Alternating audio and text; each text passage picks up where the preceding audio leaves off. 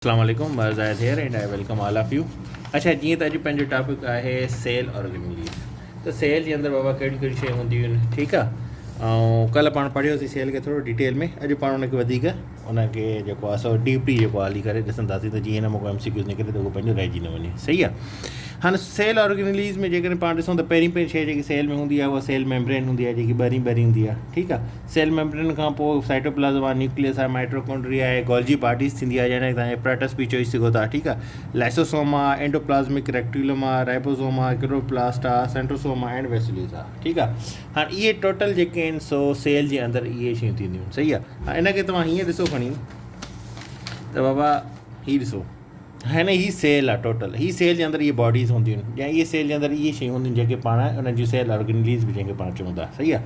हाणे पहिरीं शइ जेकी इहे बिल्कुलु लास्ट में हूंदी आहे, बिल्कुलु सेंटर ते हूंदो आहे, ठीकु आहे। इनखे पाण चवंदा आहियूं न्यूक्लियस, ठीकु आहे। न्यूक्लियस तव्हांखे ख़बर आहे इहो सेंटर ते हूंदो आहे, पर एनिमल सेल में हीअ न हूंदो आहे। एनिमल सेल में चेंज हूंदो आहे, हीअ प्लांट सेल आहे, सॉरी प्लांट सेल में हीअ न हूंदो आहे। एनिमल सेल में जेको आहे सो उहो बिल्कुलु सेंटर में हूंदो आहे, ठीकु आहे। हाणे उनखां पोइ जेको आहे सो हीअ जेकी शयूं, इनखे पाण चवंदा आहियूं रफ एंडोप्लाज़्मिक रेक्टिकुलम चऊं था, ठीकु आहे। हीअ जेके बॉडीज़ आहिनि ही, इनखे पाण माइटोकॉन्ड्रिया चऊं था, ही लाइसोसोम्स आहे। हे जेके आहिनि हितां जेके स्टार्टिंग वठे थी आहे, इनखे पाण सेंट्रोसोम चऊं था, ठीकु आहे, सेंट्रोसोम। हे जेके नंढा आहिनि इनखे पाण गोल्जी वेसल्स चऊं था, या हे टोटल इनखे मिली करे गोल्जी बॉडीज़ बि चऊं था, ठीकु आहे। उनखां पोइ जेको आहे सो हे जेको वारो आहे ही साॻियो, इहो राइबोसोम आहे। उनखां अलावा हीअ ॿारहीं जेकी आहे सेल मेम्ब्रेन, पाण जंहिंखे सेल प्लाज़्मा पढ़ूं था, सेल मेम्ब्रेन उहो बि चऊं था, प्लाज़्मा मेम्ब्रेन बि पाण जंहिंखे चऊं था, ठीकु आहे। त हीअ टोटल सेल जो जेको आहे सो स्ट्रक्चर आहे एनिमल सेल जो, ठीकु आहे। प्लांट सेल इन खां थोरो डिफरेंट हूंदो आहे, उन में न्यूक्लियस जेको आहे सो ही साइड ते हूंदो आहे, ऐं जेको आहे सो विच में जेको आहे सो उन में लार्ज वैक्यूल हूंदो आहे, ठीकु आहे न, सेंट्रल पोर्शन। बाक़ी हीअ जेके बॉडी थींदियूं चौ तरफ़ हूंदियूं आहिनि, विच में वैक्यूम हूंदो आहे, वैक्यूल हूंदो आहे, सम्झो हिन में विच में कुझु बि न हूंदो। सही आहे। एम्प्टी हूंदो आहे, ख़ाली हूंदो आहे। त हीअ हाणे एनिमल सेल आहे। हाणे इन में इहे शयूं आहिनि, पाण हिन में हिकु हिकु करे हाणे शइ पढ़ंदासीं। नंबर 1 ते अचे थी प्लाज़्मा मेम्ब्रेन। हाणे प्लाज़्मा मेम्ब्रेन खे जीअं मां तव्हांखे ॿुधायां थो, प्लाज़्मा मेम्ब्रेन पाण सेल मेम्ब्रेन बि चऊं था। इहा आउटर मोस्ट बाउंड्री आहे, हीअ ॾिसो न, हीअ जेकी बिल्कुलु ॿाहिरीं आहे, ठीकु आहे, आउटर मोस्ट बाउंड्री, इनखे पाण छा था चऊं, सेल मेम्ब्रेन या प्लाज़्मा मेम्ब्रेन, साॻी ॻाल्हि आहे, ठीकु आहे। इहा जेकी आहे सो प्लांट सेल में जेको आहे so it is covered by cell wall. Plant cell में जेको आहे सो इहा कवर हूंदी आहे सेल वॉल खां, ठीकु आहे, जेकी एनिमल सेल में न हूंदी आहे, ठीकु आहे। स्ट्रक्चर पाण जेकॾहिं प्लाज़्मा मेम्ब्रेन जो ॾिसूं त हुन में 4 शयूं हूंदियूं आहिनि जेको MCQs निकिरंदा। कहिड़ी कहिड़ियूं आहिनि, फोसोलिपिड्स आहिनि, ठीकु आहे। उनखां अलावा कोलेस्ट्रोल आहे, प्रोटीन आहे, ठीकु आहे, कार्बोहाइड्रेट्स आहिनि। हे 4 शयूं आहिनि जेके प्लाज़्मा मेम्ब्रेन जे अंदरि हूंदियूं आहिनि। प्लाज़्मा मेम्ब्रेन जो स्ट्रक्चर हूंदो आहे इन 4 शयुनि जो ठहियलु हूंदो आहे। सही आहे। उनखां पोइ अचे थो फंक्शन छा आहे बाबा, हिन हाणे प्लाज़्मा मेम्ब्रेन त पाण पढ़ी वियासीं, ठीकु आहे। हाणे इन प्लाज़्मा मेम्ब्रेन जो फंक्शन छा आहे। सही आहे। हाणे जा इनखे प्लाज़्मा मेम्ब्रेन खे जेको आहे सो फ्लूइड मोज़ेक मॉडल बि चयो वेंदो आहे। हाणे उहो इन करे चयो वेंदो आहे त जेको सेल मेम्ब्रेन जो स्ट्रक्चर आहे, ठीकु आहे न, इहो जेको स्ट्रक्चर आहे इहो सॉलिड न हूंदो, ठीकु आहे, फ्लूइड जो हूंदो आहे, ठीकु आहे। उहो सॉलिड हूंदो आहे न, माना यको पको, जीअं हीअ ॾिसो, हीअ जेको आहे हीअ सॉलिड आहे, ठीकु आहे। ऐं जेको आहे फ्लूइड में उहो हूंदो आहे जंहिंमें थोरो पाणियाट हूंदो आहे या मॉइस्चराइज़र हूंदो आहे, उहो माना सॉलिड न हुजे, ठीकु आहे।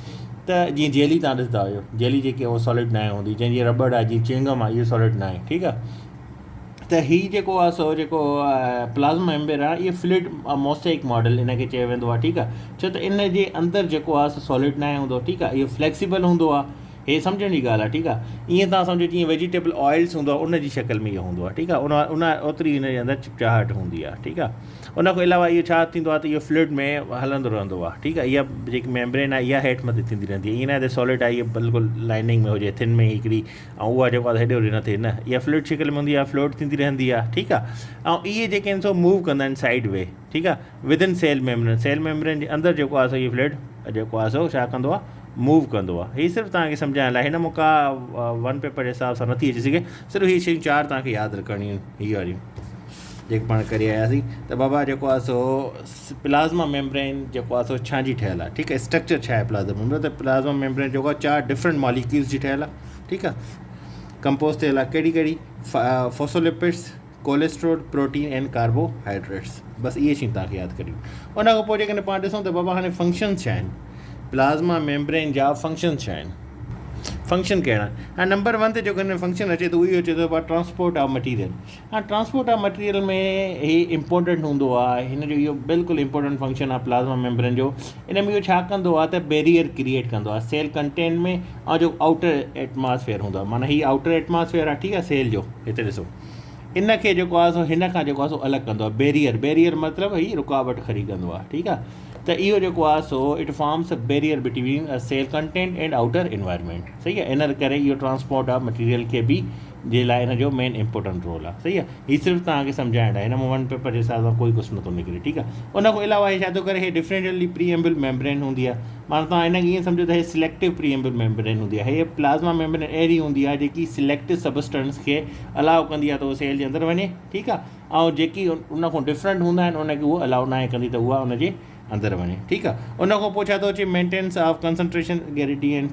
हाणे इहो छा कंदी आहे, सेल प्लाज़्मा मेम्ब्रेन इहा रेगुलेट कंदी आहे flow of material and ions खे, ठीकु आहे। ऐं उनखे मेंटेन कंदी आहे हिकु डेफिनाइट कंसंट्रेशन ग्रेडियंट ताईं, ठीकु आहे। त उहो जेको आहे हेठि मथे या बिल्कुलु लो न थी वञे, या बिल्कुलु जेके लिपिड्स सॉल्यूबल आहिनि उनजे अंदरि उहे बिल्कुलु हाई न थी वञे, ठीकु आहे। उन खां अलावा transmission of nerve impulse, transmission of nerve impulse. हाणे नर्व इम्पल्स में तव्हां जेके ॾिसो इन में छा आहे त सेल मेम्ब्रेन में जेके न सो न्यूरॉन्स हूंदा आहिनि, नर्व सेल्स हूंदा आहिनि, जेके पाण अॻियां पढ़ी आहिनि न्यूरॉन छा हूंदा आहिनि, नर्व सेल्स हूंदा आहिनि, उहे ट्रांसमिट थींदा आहिनि। ऐं नर्व इम्पल्सिस हूंदियूं आहिनि जेके आहे सो उहे पार्ट हूंदियूं आहिनि उन बॉडी जूं जेके हिकु बॉडी खे ॿिए बॉडी खां कनेक्ट कंदियूं आहिनि, ठीकु आहे। इहे कोऑर्डिनेट कराईंदा आहिनि, ठीकु आहे। सेल मेम्ब्रेन जेको आहे बॉडी जे मुख़्तलिफ़ हिसनि में या मुख़्तलिफ़ सेल जी पाण में कोऑर्डिनेट कराईंदी आहे, ठीकु आहे। ट्रांसमिशन ऑफ नर्व इम्पल्सिस बि हिन जो हिकिड़ो फंक्शन आहे, ठीकु आहे। उन खां पोइ अचे थो साइटोप्लाज़म।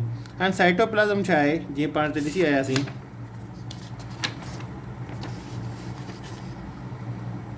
हीअ सॼो, ठीकु आहे। हिन जे अंदरि जेको आहे सो पाण घणो हिकिड़ो मिंट सिर्फ़ु, हाणे हीअ ॾिसो, हीअ प्लाज़्मा मेम्ब्रेन आहे, इन खां जेको हेठि जेको आहे हीअ जेको हिन खे छा थो करे त इहो लिविंग कंटेंट हूंदो आहे जंहिंखे पाण प्रोटोप्लाज़म जे विच में ऐं जेको आहे सो प्लाज़्मा मेम्ब्रेन जे विच में हूंदो आहे, ठीकु आहे। प्रोटोप्लाज़म एंड छा चइबो आहे, प्रोटोप्लाज़म एंड प्लाज़्मा मेम्ब्रेन जे विच में हूंदो आहे, हिन खे पाण साइटोप्लाज़म चऊं था, ठीकु आहे। हाणे साइटोप्लाज़म छा आहे, इहो लिविंग कंटेंट हूंदो आहे बिटवीन प्रोटोप्लाज़म एंड प्लाज़्मा मेम्ब्रेन, ठीकु आहे। ऐं जेको आहे सो न्यूक्लियस जेको हूंदो आहे उनखे पाण न्यूक्लियस इज़ साइटोप्लाज़म। हिन खे तव्हां खणी ईअं सम्झो हिकिड़ो त बाबा हीअ जेकी मेम्ब्रेन आहे न, प्लाज़्मा मेम्ब्रेन, इन जे हेठां जेकी हीअ जेको आहे बॉडी आहे, ठीकु आहे, इन खे पाण साइटोप्लाज़म चवंदा आहियूं, सही आहे। एतिरो बसि हिन खे ज़हन में रखी छॾियो। हाणे उन खां पोइ पार्ट्स ऑफ साइटोप्लाज़म में कहिड़ा अचनि था। हाणे साइटोप्लाज़म जे अंदरि जेकॾहिं तव्हां ॾिसो त इन खे ॿिनि शयुनि में पाण डिवाइड कयूं था, ठीकु आहे। हिकिड़ी जेको आहे सो जीअं हाणे लेट सपोज़ हिन खे हिकु दफ़ो तव्हां ॿीहर हिन खे ज़हन नशीन कयो त बाबा जेको लिविंग कंटेंट हूंदो आहे प्रोटोप्लाज़म जो between plasma membrane and nucleus is cytoplasm, ठीकु आहे। हीअ प्लाज़्मा मेम्ब्रेन आहे, ठीकु आहे, ऐं हीअ न्यूक्लियस आहे। हीअ जेको अचे थो हीअ सॼो हिन खे पाण साइटोप्लाज़म चऊं था, सही आहे, क्लियर। हाणे साइटोप्लाज़म जेको आहे सो उहो ॿिनि शयुनि में डिवाइड आहे, हिकु ऑर्गेनिलीज़ जेके आहिनि सो उन में, ठीकु आहे। उन में जेको आहे सो जेकॾहिं तव्हां ॾिसो त हिकु ऑर्गेनिल, हाणे ऑर्गेनिलीज़ में कहिड़ियूं कहिड़ियूं शयूं अचनि थियूं, जीअं हे तव्हां ॾिसो अंदरि त कहिड़ियूं कहिड़ियूं शयूं अचनि थियूं, लाइसोसोम्स अचे थो, सेंट्रोसोम अचे थो, माइट्रोकॉन्ड्रिया अचे थो, गोल्जी बॉडी अचे थो, गोल्जी वेसल्स अचनि था, उन खां अलावा राइबोसोम्स अचे थो, सेल मेम्ब्रेन त ॿाहिरि थी वञे, ठीकु आहे। स्मूथ जेको एंडोप्लाज़मिक रेक्टिकुलम अचे थो, इहो सॼो जेको आहे सो उन जे अंदरि आहे।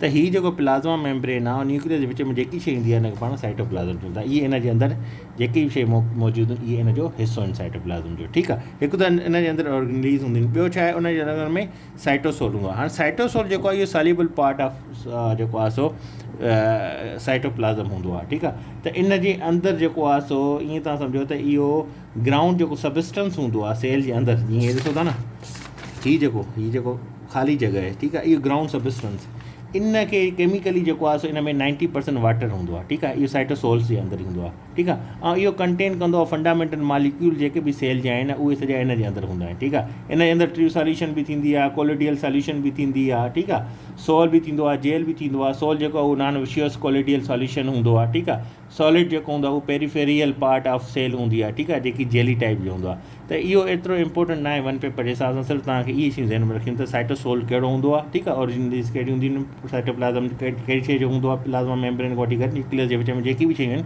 उहे साइटोप्लाज़म जे अंदरि थियूं अचनि, ठीकु आहे। उन खां पोइ अचे थो फंक्शन्स। त हाणे बाबा फंक्शन छा आहे? फंक्शन जेको हिन में जेके हिन खे पाण ॾिसूं त हिन में जेको मेन हिन जो फंक्शन अचे थो उहो अचे थो त पोइ साइटोप्लाज़म जेको आहे सो उहो स्टोरेज हाउस आहे। जेके भी मोस्ट ऑफ दी कंपाउंड्स हूंदा आहिनि लाइक स्टार्च, इहे सॼा जेको आहे सो स्टोर थींदा आहिनि अची करे छा में, साइटोप्लाज़म में। ठीकु आहे। उन खां अलावा छा आहे त जेके कुझु मेटाबॉलिक जेके प्रोसेस आहिनि, मेटाबॉलिज़म पाण डिटेल में पढ़ी आया आहियूं, हुनखे वधीक ॿीहर रिविजन करण जी या ॿीहर ॿुधाइण जी ज़रूरत न आहे। त जेके बि मेटाबॉलिक प्रोसेस आहिनि लाइक ग्लाइकोसिस, ठीकु आहे, या ब्रेकिंग ऑफ ग्लूकोस, उहे जेको आहे सो साइटोप्लाज़म में ई थींदा आहिनि। सही आहे। उन खां पोइ साइटोप्लाज़म जेको आहे सो हिनजे अंदरि इलाही जेको आहे सो सेल्स हूंदा आहिनि। ठीकु आहे। जीअं माइट्रोकॉन्ड्रिया थी वई, पाण पढ़ी आयासीं पोइ बि, गोल्गी बॉडीज़ थी वई, एंडोप्लाज़म रेक्टिकुलम थी वियो, लाइसोसोम थी विया, इहे सॼा जेको आहे सो साइटोप्लाज़म जा ऑर्गेनेलीज़ हूंदा आहिनि। सही आहे। उन खां अलावा जेकॾहिं पाण हिनखे वधीक ॾिसूं त साइटोप्लाज़म जेको आहे सो इहो स्ट्रीम मूवमेंट शो कंदो आहे। ठीकु आहे। साइटोप्लाज़म शोज़ स्ट्रीमिंग मूवमेंट। ठीकु आहे। हाणे स्ट्रीमिंग मूवमेंट एक्टिव जेकी मास मूवमेंट हूंदी आहे साइटोप्लाज़म जी, मतिलबु जेकी बिल्कुलु हरकत में हूंदो आहे साइटोप्लाज़म, ठीकु आहे, उहा जेको आहे सो मूवमेंट जेको आहे सो साइटोप्लाज़म जी जो ई फंक्शन आहे। ठीकु आहे। इहो हुयो साइटोप्लाज़म। सुबुह जेको आहे सो सुभाणे पाण न्यूक्लियस आहे, उन खां पोइ अॻिते वधंदासीं। अॼु हे ॿ तव्हां लाइ इंपॉर्टेंट हिनखे ज़हन नशीन करे छॾियो। हिनखे बसि ईअं ई सम्झो त उहा जेका अॼु पाण पहिरीं शइ पढ़ींदी ही सेल मेम्ब्रेन, जंहिंखे प्लाज़्मा मेम्ब्रेन चऊं था, हीअ बि जेको सॼो हिसो आहे न्यूक्लियस ऐं प्लाज़्मा मेम्ब्रेन जे विच में, हिनखे पाण छा था चऊं, साइटोप्लाज़म, जंहिंजे अंदरि हे ऑर्गेनेलीज़ हिन जूं अचनि थियूं। ठीकु आहे। अॼु पाण जेको आहे सो प्लाज़्मा मेम्ब्रेन पढ़ीसीं एंड न्यूक्लियस पढ़ियोसीं, सॉरी साइटोप्लाज़म पढ़ियोसीं। सुभाणे जेको आहे सो पाण हिनखे वधीक हलाईंदासीं।